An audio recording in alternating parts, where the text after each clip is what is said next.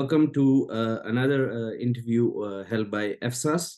And today with us, we have a guest from Peshawar, Pakistan, Mr. Tariq Afghan, who is a human rights advocate and a constitutional advocate at the Peshawar High Court. He has also been a human rights activist for the last over 2 decades. And apart from that, he is also the Secretary Youth Affairs of the Awami National Party in Pakistan. Mr. Tariq Afghan, thank you very much for joining. Thank you so much. And as we discussed today, we because you are an advocate, you're a lawyer, and you practice at the Peshawar High Court, especially in cases related to missing persons, human rights. So today's topic, what we would like to discuss with you, which we'll come to, is of course the pressing issue of Afghan refugees which are being deported by Pakistan back to Afghanistan. But before we come to that, maybe you could tell us a little bit about yourself, about Peshawar, about your practice, and how you have been involved for the last over 2 decades in issues related to human rights. Basically, my family was related to Awami National Party, which is a secular and progressive party in Pakistan. And the party always stood for the human rights, especially for the oppressed nations in Pakistan, like the Sindhis, Baloch, and Pashtuns, and other communities who are underprivileged. So, bringing up in the family who were associated with ANP, it compelled me to joined the student wing of Awami National Party in my college, and I became the most active student leader of my times. I remained the president of Pakistan Students Federation and Islamia College. I remained the secretary information of the Khyber Pakhtunkhwa.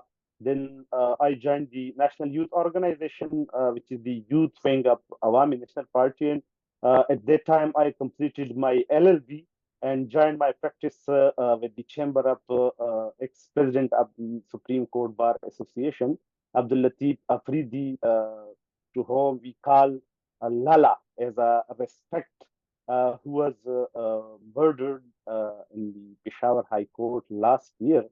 So I remained with him for 7 to 8 years, and the chamber of Latif Lala was the only chamber which was always engaged with human rights activists, human rights leaders, women rights activists, in all the cases of missing persons, military courts, and women victims. We were engaged in those cases. So this was the reason I involved in cases of missing persons, the military court cases, especially the case of Idris Khatak. I was one of the counsel with Latif Afridi Saab, who was missing from motorway Peshawar, and after 8 months, the Ministry of Defense declared that he has been booked, charged in the FIR in the sections of Operation Secret Act, and he has been convicted for 14 years. Similarly, we were the counsels and lawyers of Ali Wazir and Mohsen Dawad, who were charged in sedition case in Waziristan, and we were successful to release them on bail, and their case is now being finished. And you have talked about again. Our topic today is, of course, the deportation of the Afghan refugees. But just to come back to Mr. Latif Afridi, who's known to be a human rights defender and an illustrious lawyer, of course. And you just mentioned he was murdered in the Peshawar High Court. And I know that his murderers are still not found. There has not been any progress on that. But to have your opinion, do you think his murder was related to the work he was doing? Basically, it was a family dispute, a family enmity. He was murdered by one of his opponent, and he was caught red-handed. But the matter is now patched up between the families and the person who killed Mr. Latif AFI Lala. He has been released due to the patch up between the families, and but uh, he has been murdered in a daylight. So it was a blow to the whole country, to the lawyers community, and to the political community, especially those people who were unable to pay their fees for cases because he was a public interest lawyer. Every person who can't, who was unable to afford his fees, Latif Lala was always there for them, and he supported the poor people, the needy people, especially women and political activists, human rights activists. He was the beloved to all of them. Okay, thank you. And coming back to our topic of today, there have been a lot of there are a lot of Afghan refugees in Pakistan, especially in the city that you live in, Peshawar, but also in Karachi. And these people have been living there for years. Just recently, the government of Pakistan has decided to deport them, and I think the cutoff date was 1st of November. But to my mind, if there are people who are living in Pakistan who are undocumented, and Pakistan wants to deport them because they are undocumented refugees, what is the issue then? What is the big deal? Uh, on the face of record, there is no deal. Pakistan is doing a right job, but if we see the situation in Afghanistan and Pakistan, so the situation is a little bit changed. If there is an Iranian uh, person, Iranian citizen living undocumented in Pakistan deport him, it is justified. But to the case of Afghanistan, there are Taliban. The democracy has been rooted out uh, uh, before 2 3 years ago. So now Taliban are there in Afghanistan, and we have witnessed that they put ban on cultural activities, put ban on singers, music, barbers, etc. Girls' education is nowhere in Afghanistan. So in that situation, these people flee to save their lives from Afghanistan. Some people went to the European countries, to the US, and other part of the world. But those poor people who don't have facilities, who don't have money, who can't afford to be settled in the Europe or America, Canada, or elsewhere in the world, they flee Pakistan to save their lives, to save their honor, to save their everything. Now, uh, uh, there are since 1993, there are some agreements between Pakistan, UNHCR, and government of Afghanistan. The first bilateral treaty was signed in 1993 between the UNHCR and the Pakistan government, and they extended the refugee status to Afghan refugees. They Mm. were registered as Afghan refugees, and at that time there was government of Rabbani. After the collapse of the USSR, there was a government in Afghanistan, and Taliban were not on the surface of the land. And after the uh, Taliban came into power in 1996, this agreement was intact. And after the elimination of Taliban government in 2001, 2002, There was an interim set up in Afghanistan, and a trilateral agreement was signed between the between the Afghan government and the UNHCR, and it was decided that the repatriation the Afghan refugees will be done or will be started gradually, and no refugees will be forcefully deport or repatriate from Pakistan. If someone wants voluntarily to go back to his homeland, so they will be facilitated and they will be repatriated to Afghanistan and will be settled there accordingly.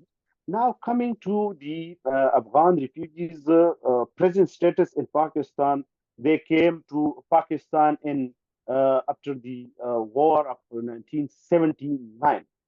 And if we see in 1975, Governor Nasrullah Babar, he was engaged with Gulbuddin Hikmatyar and other leaders of the who were opposed to the Afghan government at that time. And in 1992, 1993-4, he was the interior minister of Pakistan, and he was engaged with the Taliban, Mullah Umar, and other leaders. So the involvement of Pakistan establishment in the Pakistan government with the Mujahideen and after Taliban, this is now a bitter truth, and everyone knows this. So, those people who came to Pakistan as refugees in the Cold War between US and USSR, in which Pakistan was also a party, they lived here in Pakistan for decades, for 4 to 5 decades. They were born, their kids were born here. Now, a person of 40 years or 45 years, 30, 35 years, he born here. And according to the Citizenship Act, Section 4 of the Citizenship Act, everyone who born in Pakistan, he is literally a citizen of Pakistan, like other part of the world, like in US, But UK, and other. just to ask you, like currently, these people have lived for over 40 years in Pakistan.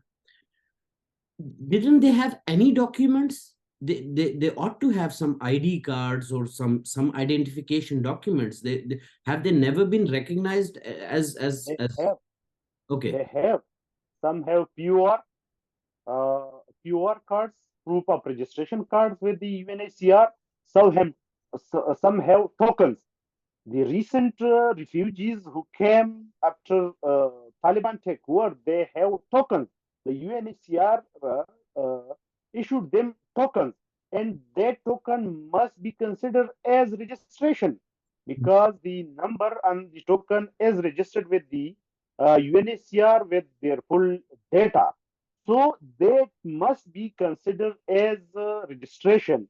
And when the status of a refugee is handed over to UNHCR, then the government have no authority to repatriate them forcefully because the UN gave some funds to Pakistani government and the Pakistan government use one-third of the funds on Afghan refugees and the remaining on go to Pakistan. Mm. So they are bound according to the international conventions, international protocols, international agreements that they cannot repatriate them forcefully because human rights uh, declaration. This is the Supreme Court of Pakistan judgment that the Charter of the Universal Declaration on Human Rights must be considered the integral part of the Pakistan Constitution because human rights have no boundaries, no borders. Everywhere, if there is a person, there is a human, he has declared human rights. They have right to live. They have right to live a dignified life. They have right to business. They have right to everything which is enunciated or enumerated in the Constitution of Pakistan. So they cannot be repatriated forcefully according to the international conventions, like the uh, uh, uh, Like, International Convention on Civil and Political Rights. So they have political rights, the section 15 and 16 uh, of the International Convention on Civil and Political Rights. It is very clear about the political and civil rights of the families and of the people who are at risk, who are refugees. So Pakistan is violating these laws. Secondly, the present government is caretaker government, and they cannot initiate such like issues because this is related to parliament, and parliament is not in the field. The elections are coming in February 8th. So the Election Act says Article 230. Pakistan envisages some special powers on the caretaker government. And the caretaker government have no authority, no right to repatriate the Afghan refugees in such like a hurry that they are again at risk. This is the mid of the winter in Afghanistan.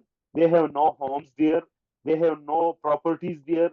They have no jobs there. They have no money there. And thirdly, all those Afghans who are poor, they are repatriated forcefully. No rich Afghan, no businessman has ever been touched. So, if these people are undocumented, if they are saying that these Afghans are undocumented, the whole border is fenced, covered with the fence. How they enter Pakistan? There are military forces on the border, dozens of agencies working there, frontier constabulary. There are levies. They are all the Pakistani forces. They are deployed on the border, on the Torkham border, Chaman border, or other Mr. Tariq, parts of the no, border. not everyone knows the law as you know. So just to make it clear, a few things you have mentioned. One is that the um, the status of these refugees has been recognized by the UN. So that's a supranational organization, and under international law, to which every country in the world is bound by, these refugees cannot be repatriated forcefully. Second thing, what you have said is that the Pakistani government has received money from the UNHCR to take care of these refugees. They are protected under international conventions and international law. And the third most important thing, which relates to domestic politics in Pakistan, is that the caretaker government under Pakistani law has no mandate to make such decisions because parliament is not in session. So when you say this as a lawyer, and not as a human right activist, but as a lawyer, taking into account Pakistani law of the parliament not being in session, of this being a caretaker government, and then the international conventions on human rights, which are, of course, as we know, inalienable human rights, whether a government recognizes it or not, but in this case, Pakistan has, these rights apply to every human being all around the world, irrespective of where they live, what nationality they have. And the fact that the Pakistani government has received money from the UN to take care of these refugees. As a lawyer, what is happening today, isn't that illegal? Isn't that a blatant violation of Pakistani and international law? Yes, it is. If you see the media reports, the international media reports, Amnesty International, Human Rights Watch, and their reports, so all are saying that this is the clear violation of international law and the law of the land, because many Afghan citizens who have married to Pakistani women, in the law, they need to be issued POC cards, Pakistani origin card. So there are dozens of judgments of Peshawar High Court that issue them proof of Pakistani origin card, POC card. But for every such case, every Afghan citizen needs to come to High Court and get an order, and after that they will issue them card. There must be a general notification from the government authorities that if this is a law, Article 10.2 of the Citizenship Act, it is very clear about this that those who married to a Pakistani female, Pakistani woman, they must be issued Pakistani origin card. But the authorities are refusing. They are not issuing cards to those people who have been married to a Pakistani women. So this is a clear violation of the Pakistani law. Thirdly, many of the people who have UNHCR registration cards, Afghan refugees card, they are registered Afghan refugees, and the Nadra, Pakistani Nadra, have issued them Afghan citizenship card. So they are not sparing even them. The police declared crackdown against them. They have been arrested, harassed, humiliated, and after bribes, after giving money, they have been released. Many of them, and I watch many reports from Torkham border that these people have been humiliated and harassed. There have this issue, yeah, this repatriation or deportation of Afghan refugees was such in a hurry that they have no uh, policy. They have no unplanned. This was an unplanned program. There have no camps, no food, no shelters. People are there from 2, 3, 4 days or a week waiting for their number to cross the Torkham border. To the other side of the borders, there are also no facilities for them because these people live here in Pakistan for 3 to 4 decades. They have no homes here in Afghanistan, no land there, no job there, no shelter there, and at this time, the UNHCR badly failed to address the issues of these refugees because once they were forced for refuge to Pakistan. There were no shelter, no home. They lived in a camp, and again they have been forced to uh, deport Afghanistan, where again they have no homes, no shelter, no food, no medicines, no job.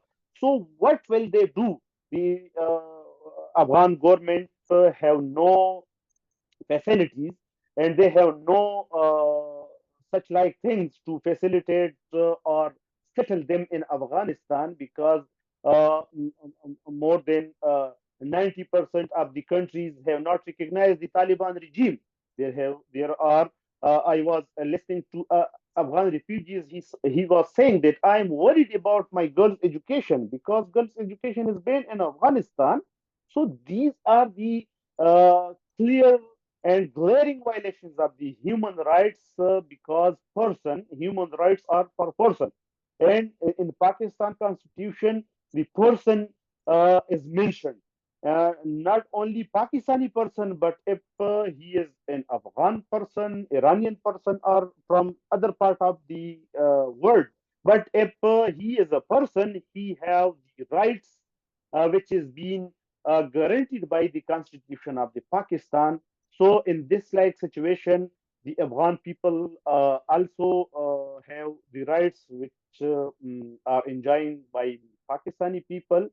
It is true that many of them are undocumented, but they need to be facilitated to register them, to enter Would them into the. you say that their status of being undocumented, and not many are, as you said, most of them have UNHCR tokens, and others are recognized by the Pakistani law as Afghan refugees. They have Nadra cards. Many of them should have POC cards.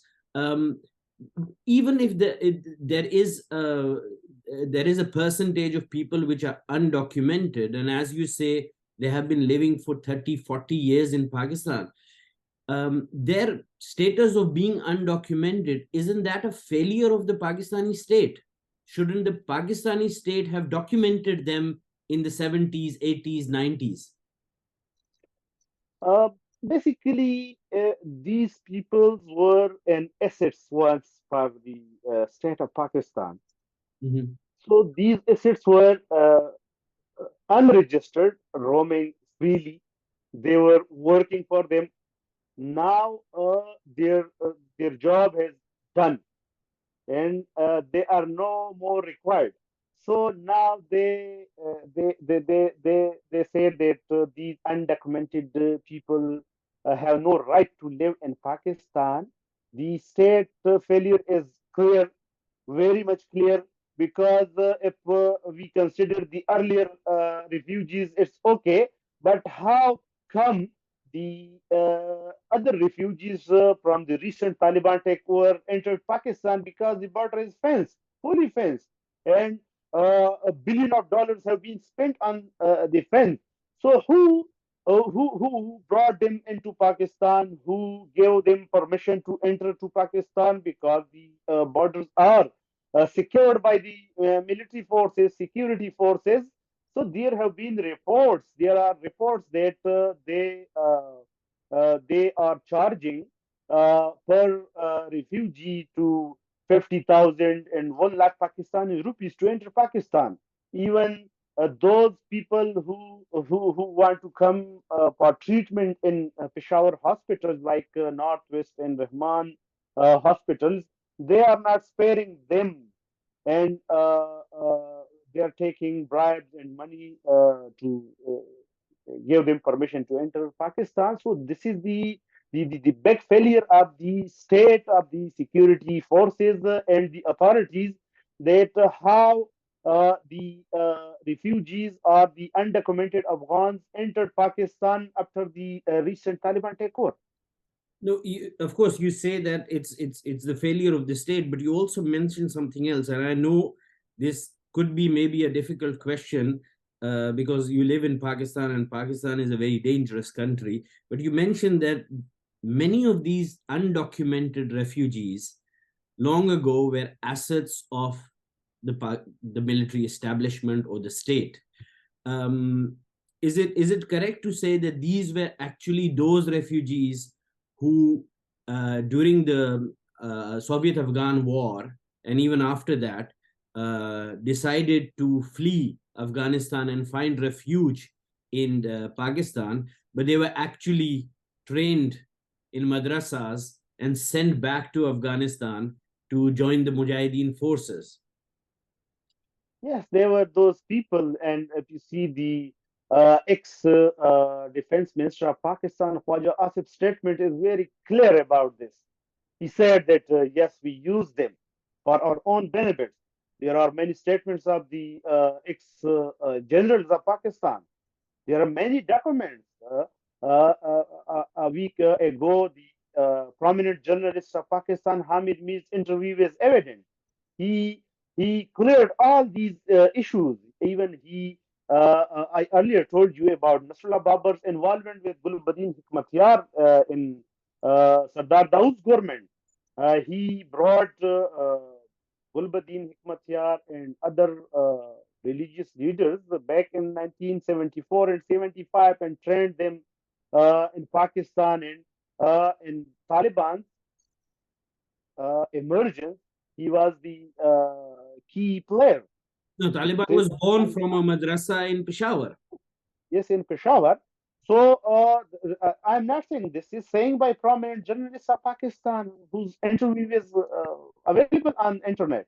So You can watch in his. this is another dimension you have put to it, which is that apart from a violation of the land of the law and a violation of international law and agreements, you're also saying that these people were basically used as pawns in Pakistan's policy of strategic depth So when they were needed, they were brought into Pakistan, they were trained in madrasas, they were used as fighters, mujahideen, militants, terrorists, whatever you might call them. And today, when it seems that this is becoming an internal problem of Pakistan, they are told to leave. Basically, if we see the response of Afghan Taliban in this forceful repatriation of Afghan refugees, it is very much mild, and they are not taking this issue serious, because the international community is taking this a serious and violation of the uh, international law. I was watching a statement of Mullah Zaid. He was referring that this repatriation, forceful repatriation, is the glaring violation of international law. But uh, he is not uh, letting the girls to go to school. This is also the violation of international law, violation of the Islamic law. They are not letting the musician to perform in Afghanistan. This is also the violation of international law, violation of the cultural norms. As earlier, there were some Afghan singers who were arrested in Pakistan being undocumented in Pakistan. I was counsel for them.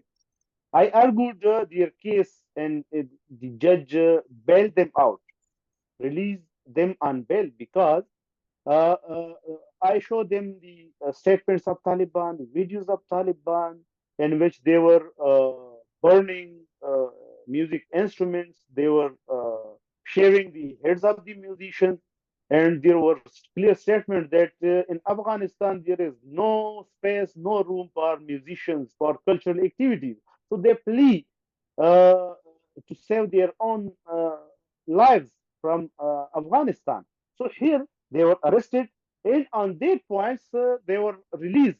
Recently, another case was filed in the Peshawar High Court for the Afghan singer, that they must not be repatriated forcibly, because their case is genuine. They have real threats from the Afghan authorities, from Taliban. So there were some more than 1,000 singers, instrument players who have been the court have been stayed in order that they must not be uh, repatriated forcefully. There is another petition in the Supreme Court of Pakistan under the original jurisdiction by Senator Mushtaq, Farhatullah Babar, and Mohsin Dawud, and other prominent political leaders. And they also condemned the forceful repatriation of Pakistan, of Afghan refugees by the Pakistani caretaker government. But the political parties, the main political parties like Muslim League, like People's Party, Pakistan Tehreek-e-Insaf, and other parties are uh, silent on the issues of Afghan refugees. Only the Pashtun nationalist parties, Awami National Party, Pashtunkhwa Milli Awam Party, they are condemning the acts of the government, the caretaker government, that this is the glaring violation of human rights. This is the violation of international law. And being one of the member of the United Nations, Pakistan is under obligation to support, to implement, and to abide by the international law. And coming to a bit of numbers and your personal experience, because I assume not everyone has left. Many people don't want to leave, and they are, of course, holed up in areas like Peshawar, close to the border. The UN says, according to the UN, there are around 2 million Afghan refugees, which are undocumented.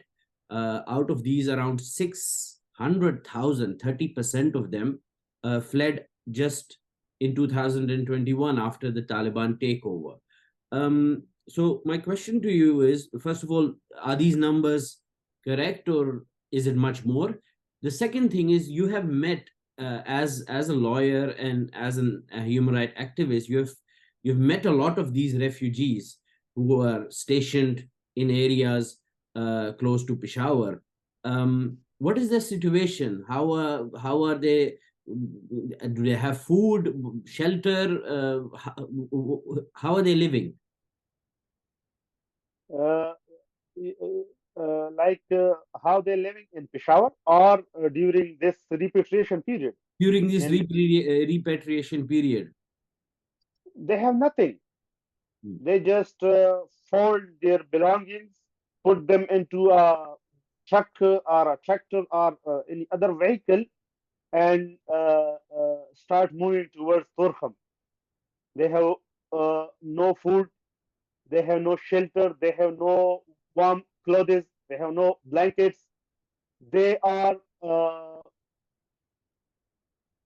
just on the mercy of the God, because on the roads, some of the people, they are giving them water and some food, like Al Khidmat Foundation, like Khudai Khidmat Gar organization of Awami National Party. They are busy to feed them to some extent. But the other organization working in Pakistan, they are also silent about the issue. They are not working on this issue because they What are about Afghans. And what about their children? Their children, of course, are not going to school now. yeah, they are not going to school. And that's why I mentioned earlier that one of the father was worried about their girls' education, that how the Afghan authorities are not allowing the girls to go to school. So what will be the fate of their girls?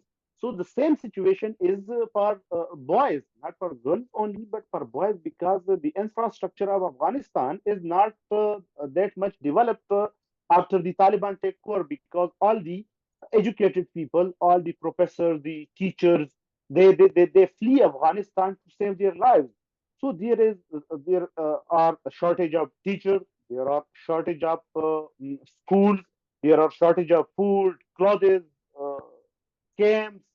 Nothing So they are is here on the ground. you you are saying that they are living in inhuman conditions, and Yes.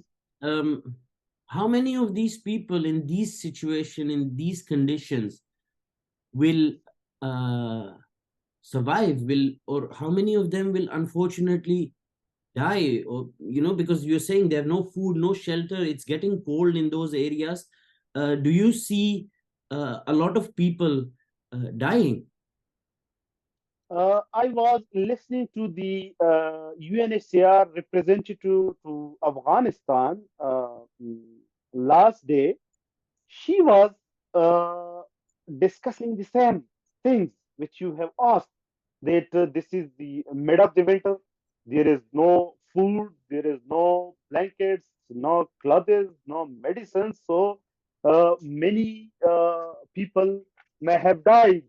Children are in critical conditions, especially the infants.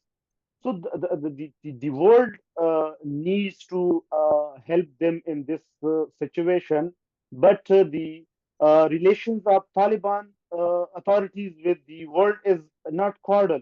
The world has not recognized the Taliban government, so this is a very alarming situation for these people, that the international community can't go to Afghanistan to help these people, but they can come to Pakistan. They can come to Torkham border.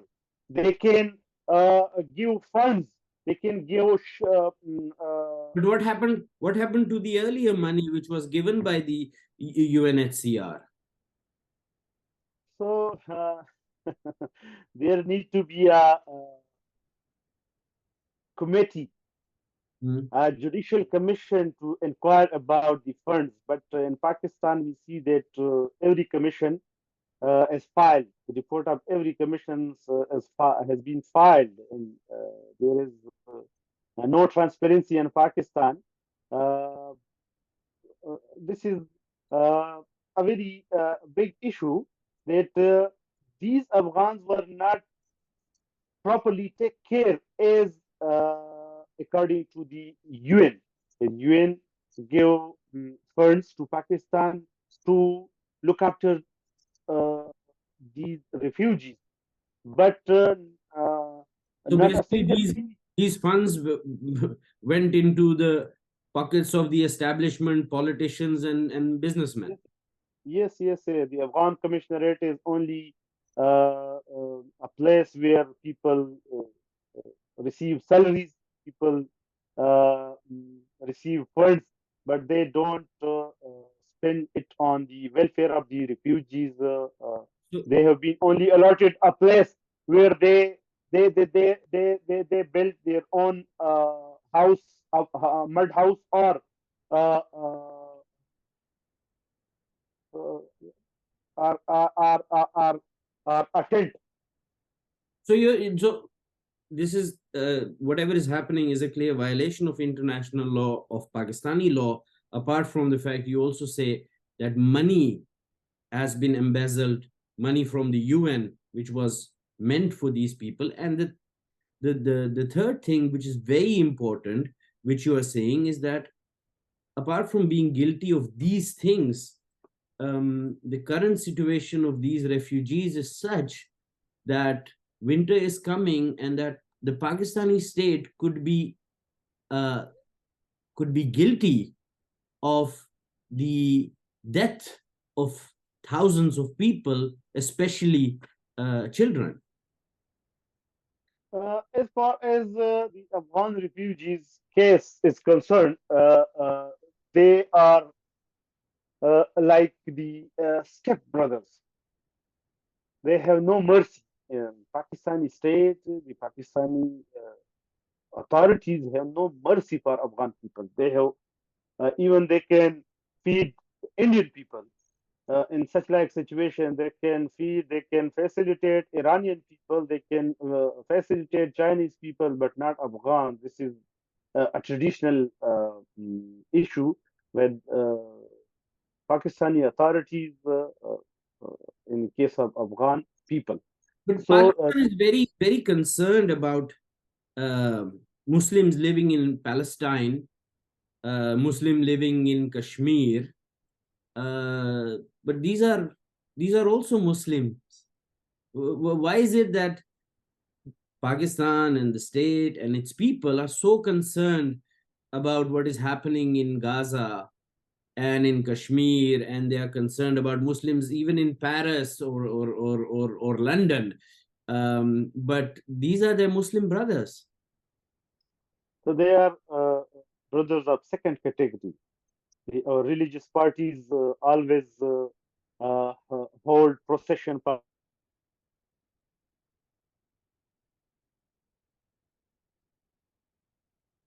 rally against the banning on girls' education in Afghanistan, against the forceful repatriation of the Afghan refugees who once were assets for them, who once were doing jihad for them. These religious people trained them, sent them back to Afghanistan, and they are claiming that we destroyed USSR. It is our success that we destroyed USSR. But now they are not giving even respect to their Afghan brother who are all Muslim, who got their education in their madrasas. Even the Darul Ulumi Haqqaniya have never issued a statement about these Afghan refugees who received yearly funds, chandas on the name of the jihad, on the name of the mujahideen since 4 to 5 decades. So they never, the Muhtamim of Darul Ulumi Haqqaniya, he never issued a statement, a single statement on the forceful repatriation of Afghan refugees. Now, coming to, we have of course described the situation. If we come to what is the reason that this is happening today, these, as you have described, these people have been living there for over 3-4 decades. They have been used as assets. They have been sent back, and today suddenly now they are being told to go back to Afghanistan. Many people believe, and maybe you can shed some light on this, many people believe that they are being, this policy has been devised to use these Afghan refugees, these poor people, as pawns in pressurizing the Taliban to better relations with the Pakistani state, or to use to pressurize the Taliban to do something about the TTP. What is your reading? When Taliban took over Kabul, uh, our ex-ISI chief Faiz Hamid was enjoying a cup of tea and was gesturing that it is a success of him and his organization, his establishment. But the case was the opposite. The then government of Imran Khan, he released the most dangerous leaders of TTP without any demand from the Taliban. Afghanistan, he released more than 110 Taliban leaders. 10 of them were the top most leadership of Taliban. They were sent to Afghanistan and they regrouped themselves in Afghanistan. And if you remember, they were they re-emerged on the soil of Swat. And a series of peace rallies started in every district of the Khyber Pakhtunkhwa, especially in Swat, Peshawar, Bunair, and other parts of the province, that we don't want the re-emergence of Taliban in Pakistan. The Awami National Party was at the forefront to condemn the re-emergence of the Taliban, and even the president of Awami National Party, Khyber Pakhtunkhwa, Ahmed Wali Khan, filed a petition in the Peshawar High Court, which is pending, that give us the details that who made agreement with the Taliban, who resettled them in Swat and other parts of Pakistan, and why was not Parliament taken to confidence? What was the terms and condition of the agreement? So the writ petition is pending before Peshawar High Court. So this was this thing done in the elected government of Imran Khan, which was backed by the establishment. So now it is in the news that the Taliban are again engaging themselves with India, and India is coming to Afghanistan, and also there is an artificial canal which is which has been constructed. The construction is in progress in Afghanistan. This is also one of the can be one of the reasons that the relations between Taliban and Pakistan is not good, as people were thinking that Faiz Hamid was enjoying a cup of tea and was gesturing that we rooted out democracy in Afghanistan and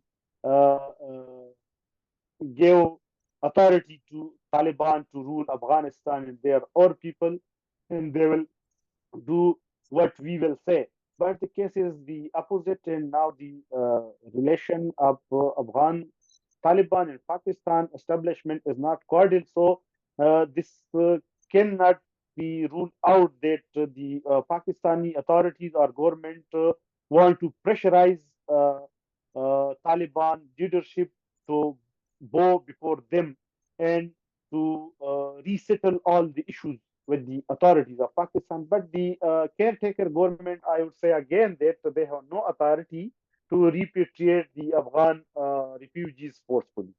But do you think it will work? I don't think so, because the international community is criticizing the behavior of the Pakistani government.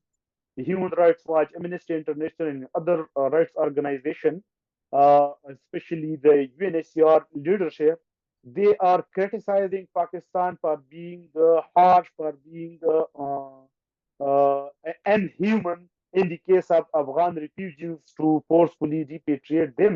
So this cannot, in my opinion, this will not work because we recently came out of uh, the dangers of the FATF. Pakistan was in the grey list. So again, Pakistan will be criticized, will blame for gross human rights violation, for the gross international law violation, and things will get better for Pakistan. Okay, my last question. We have spoken about this whole issue, and it's a very complex issue, of course. But my last question is about the most powerful institution in Pakistan, because you have talked about the authorities, the government. Where does the Pakistani military establishment or the army, where do they stand on this issue? Because as people say, it can't happen without their blessings. It is. It is. They are the de facto rulers. This is the So this is truth. This so, is. so they were the They- assets of the military establishment, and today this is being done by the military establishment to pressurize the Taliban to listen to them.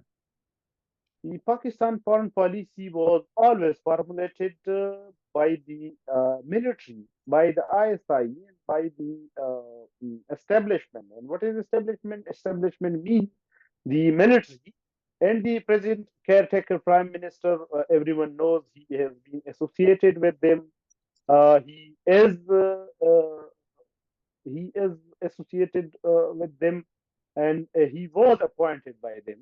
Uh, And Everyone knows this, and the present policy is the policy of the establishment, policy of the general, and the caretaker government just like uh, mm, uh, implementing the policy of the establishment. again, just because of this answer, I would like to ask one more last question before we end. Um, you mentioned it in the beginning that elections are going to take place in February. Former Prime Minister Nawaz Sharif has returned. Do you see these elections, which will happen in February, and the return of former Prime Minister Nawaz Sharif, do you see something changing? Because as you know, it's a bit of a complex thing, because Nawaz Sharif has had a troubled relationship with the army for a while, but he can also not return without the army wanting him to return. So will this change something? Is there something on the cards, or it will remain the same? On the screen, things will be good, and people will think that the Nawaz Sharif came to Pakistan to normalize the situation, but he came to Pakistan after an agreement, after he was convinced there were some undeclared meetings, and after that meetings, he returned to Pakistan, and now you can see the media is giving him So you almost don't you big don't you rise. don't see you don't see this as a victory of democracy. No, no. In democracy, we can only read in books in Pakistan because democracy is the name of the behavior. Until and unless democracy is not in our behavior, we cannot promote democracy in Pakistan. The political parties, if you see, uh, mm, there is no democracy in political parties, and it is the prime responsibility of political parties to promote democracy in the society. The main purpose of political parties is to organize people with a specific ideology and give them lessons and education of democracy. First of all, the internal party elections are the basic principle of democracy. So there are only a few parties in which there are internal democracy, internal election in Pakistan. All other parties are like family parties, father, grandfather, son. So until and unless the behaviors change, behavior is not democratic, we cannot promote democracy in Pakistan. Mr. Tariq Afghan, thank you very much for uh, this compelling and this interview in which you have explained an extremely complex issue, and I think that we could have many more episodes on this in order to fully understand it. And I wish you all the very best with your struggle of helping these people, because I think at the end of the day, apart from politics, geopolitics, the most important thing here is that there are, as the UN is saying, there are 2 million lives at stake, and many of them are very vulnerable children and women, who are looking towards anarchy if they are sent back. But even today they are living in inhuman conditions, and the world needs to recognize that these people are as equal humans as the rest of anyone. So I wish you all the very best. Thank you very much. Welcome. Thank you.